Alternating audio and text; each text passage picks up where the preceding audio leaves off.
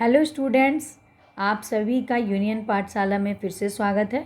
मैं परमजीत आप लोगों की हिंदी की क्लास लूँगी आज, जिसमें हम मदर टेरेसा के बारे में जानेंगे, मदर टेरेसा की जीवनी के बारे में जानेंगे। मदर टेरेसा की जीवनी जो मैं आपको आज बताने जा रही हूँ, ये कार्मल स्कूल की हिंदी बुक से मैंने आप लोगों के लिए लिया है।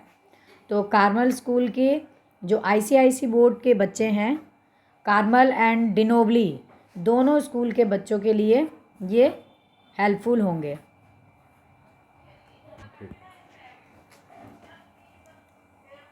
क्लास 4 के हिंदी के बुक से मैंने इस चैप्टर को लिया है।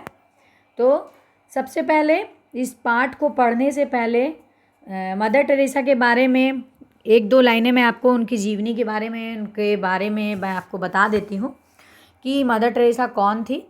मदर टेरेसा एक महान समाज सेविका थी जिसको हम सब सिस्टर्स कहते थे। क्या कहते थे? सिस्टर्स। ठीक है। मदर टेरेसा का जन्म 26 अगस्त 1910 में हुआ था। मदर टेरेसा क्या करती थी अपने डेली रूटीन में, हमेशा अपने जीवन में उनको क्या करने में सबसे ज़्यादा सुख महसूस होता था कि वो सबसे ज़्यादा गरीब, दरिद्र और असहाय लोगों की सहायता करती थी। ठीक है। गरीब और असहाय लोगों की सहायता करने के लिए उन्होंने मिशनरी ऑफ चैरिटी संस्था की स्थापना की थी। ये इस संस्था की स्थापना मदर टेरेसा के द्वारा ही हुई थी। ठीक है। तो अब चलिए मदर टेरेसा के बारे में ये दो कुछ बातें जानने के बाद हम इस पाठ को जानेंगे। इतनी बातों को जानने के बाद हम अगर पाठ को पढ़ेंगे तो हमें पाठ अच्छी तरह से समझ में आएगा। ठीक है। तो चलिए शुरू करते हैं। सबसे पहले मदर टेरेसा के द्वारा मैं दो लाइनें कुछ लिखी हैं पाठ में, वो मैं आपको समझा देती हूँ कि क्या है। यदि आप 100 लोगों को नहीं खिला सकते हैं तो एक को ही खिलाइए। छोटी छोटी बातों के प्रति वफादार रहिए क्योंकि इन्हीं में आपकी शक्ति निहित है। मतलब सेवा के लिए अग्रसर है हमेशा। मदर टेरेसा अपने आप को हमेशा सेवा के लिए अग्रसर रखती थी कि कहती थी कि अगर आप में नहीं, आप कैपेबल नहीं है कि आप 100 लोगों को खाना नहीं खिला सकते, आप 1000 लोगों को नहीं खिला सकते हैं, तो ज़रूरी नहीं है कि आप 100 और 1000 लोगों को ही खिला के एक मतलब सेवा कर सकते हैं। दुनिया में लोगों का, दीन दुखियों की सेवा कर सकते हैं। आप कम से कम रोज़ किसी एक बंदे को ही अगर किसी भूखे को खाना खिला देते हैं तो वही आपके लिए एक बहुत अच्छा, मतलब आपके लाइफ में कर्म के हिसाब से उसको लिखा जाएगा कि आपने अच्छा कर्म किया है, जिससे आपको बहुत खुशी महसूस होगी। ठीक है। तो ये चीज़ हर एक इंसान को अपने लाइफ में इस चीज़ को उतार लेना चाहिए, इस चीज़ को अपनाना चाहिए और सभी को लोगों की सेवा, ज़रूरतमंद लोगों की सेवा ज़रूर करनी चाहिए। ये सारी चीज़ें तो हमें मदर टेरेसा से सीखने को ज़रूर मिलती हैं। तो चलिए अब इन्हीं बातों के साथ मैं पाठ को शुरू करती हूँ। दीन दुखियों की सेवा में अपना जीवन लगाने वाली मदर टेरेसा का जन्म 27 अगस्त 1910 को भूतपूर्व यूगोस्लाविया में हुआ था। कहाँ हुआ था? यूगोस्लाविया में। माता पिता ने उनका नाम एग्नेस रखा था। उनका नाम एग्नेस था। 18 वर्ष की छोटी सी आयु में उन्होंने धार्मिक जीवन पूरी तरह से अपना लिया और अपना नाम बदलकर टेरेसा रखा। ठीक है।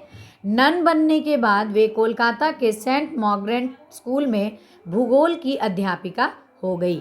भूगोल की, ज्योग्राफी की टीचर थी वो। कोलकाता के सेंट मार्गरेट स्कूल में पहले वो पढ़ी, उसके बाद वहीं वो एक टीचर के रूप में पढ़ाने लगी, अध्यापिका बन गई। तो किस सब्जेक्ट की अध्यापिका बनी वो? भूगोल की। उस स्कूल में मदर टेरेसा ने लगभग 20 वर्षों तक अध्यापन कार्य किया। 20 साल तक उन्होंने उस विद्यालय में काम किया। बाद में वे उसी स्कूल की प्रिंसिपल बन गई। ठीक है। एक बार उन्होंने कोलकाता के एक अस्पताल के बाहर एक ऐसी महिला को देखा जिसके शरीर में कीड़े पड़े हुए थे। ठीक है। वो महिला बहुत ही असहाय थी, बहुत दर्द से कराह रही थी, बहुत परेशान थी।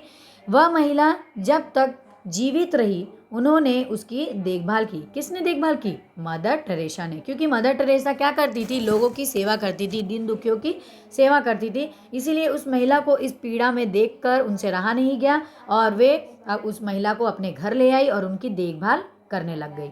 ठीक है। जब तक वो महिला जिंदी थी, जीवित रही, तब तक मदर टेरेसा ने उसकी देखभाल, उसकी सेवा की।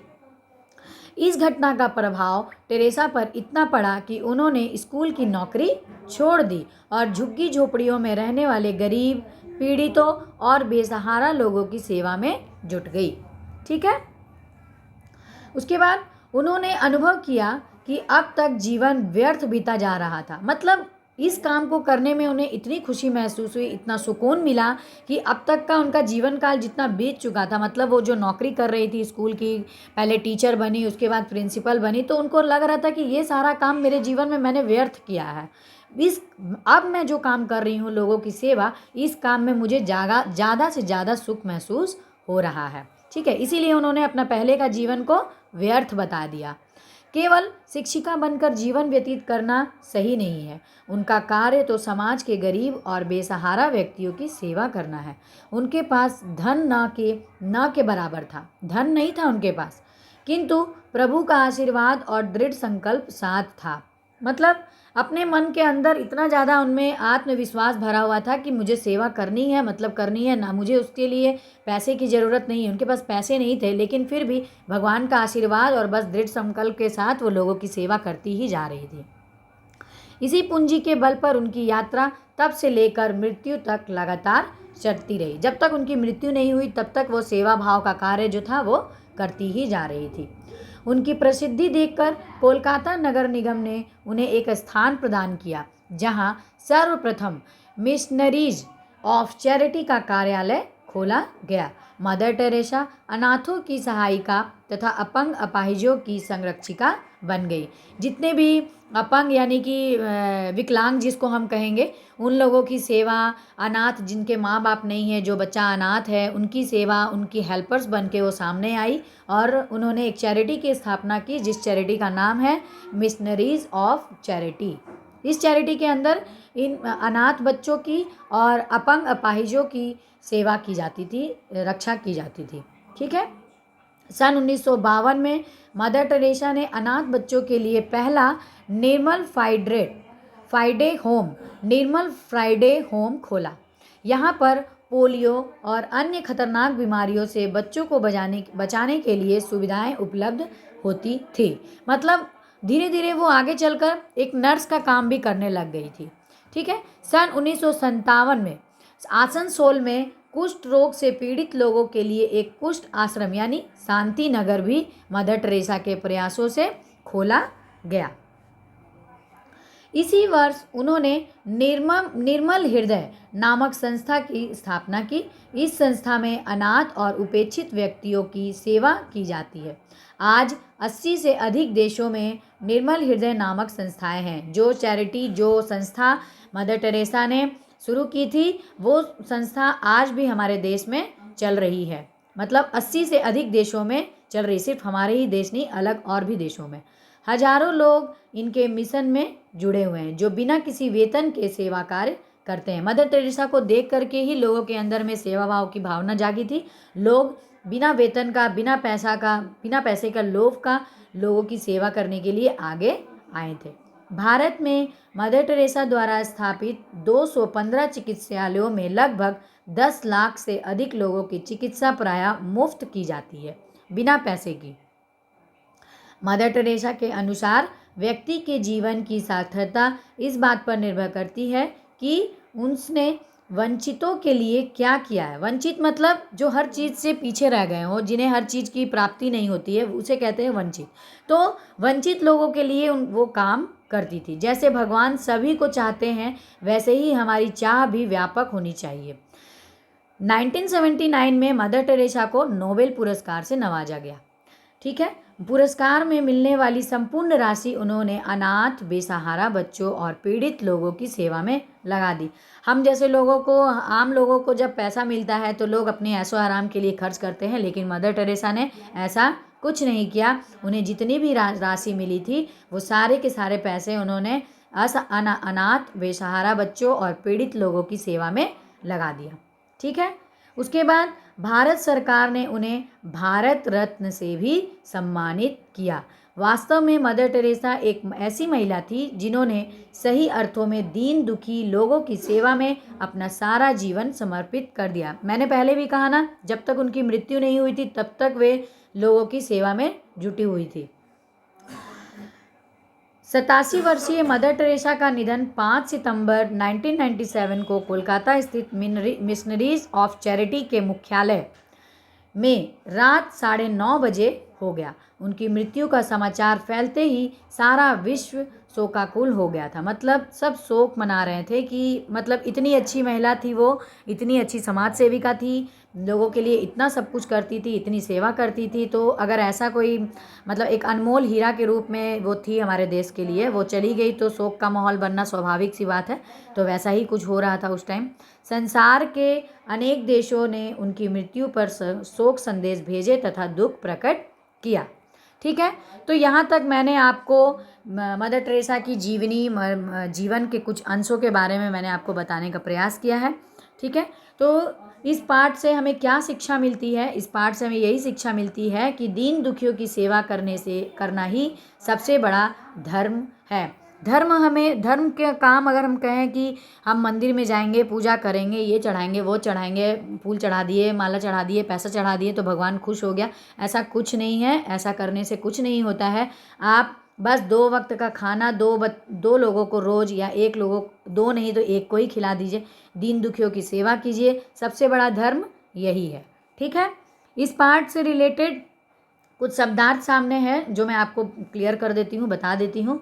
तो सबसे पहले क्या है कि असहाय। असहाय का मतलब होता है विवश, लाचार, जिसको कोई सहारा देने वाला नहीं होता है, वही है असहाय। उसके बाद है व्यर्थ। व्यर्थ का मतलब बेकार। अनाथ। अनाथ किसे कहते हैं? जिसके माता पिता नहीं होते हैं। जिस बच्चे के माता पिता नहीं होते हैं वो बच्चा अनाथ कहलाता है। व्यापक। व्यापक मतलब चारों तरफ फैला हुआ, सर्वत्र फैला हुआ। समर्पित मतलब भेंट किया हुआ, जो गिफ्टेड होता है, जो गिफ्ट दिया जाता है, जो किसी को दिया जाता है। उपेक्षित। उपेक्षित का मतलब होता है तिरस्कृत, त्याग देना। दृढ़।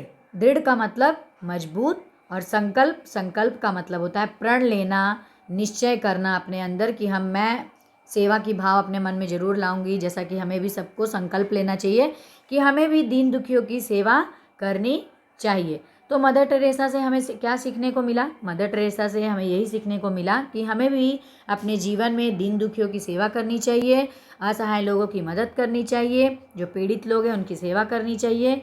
ऐसा करने से हमें बहुत सुख की अनुभूति होगी। आप एक बार करके देखिए, आपको बहुत अच्छा फील होगा। मैं भी करूँगी। मैंने भी इस चैप्टर को पढ़ा है तो मैं भी इस चीज़ को अपनाऊँगी अपने जीवन में। तो बच्चों, आप लोग भी इसे अपनी लाइफ में अच्छी तरह से उतारिए। ठीक है, तो पाठ यहीं पे समाप्त होता है। पाठ पढ़ के समझ के आप लोगों को कैसा लगा, वीडियो देखकर आप लोगों को कैसा लगा, कमेंट में ज़रूर बताएं। वीडियो को ज़्यादा से ज़्यादा शेयर करें और कमेंट करना बिल्कुल ना भूलें। और अगर चैनल में नए हैं तो चैनल को सब्सक्राइब कर दें, यूनियन पाठशाला, ताकि आपको नई नई चीज़ों से मैं अवगत कराती रहूँगी। Thank you so much.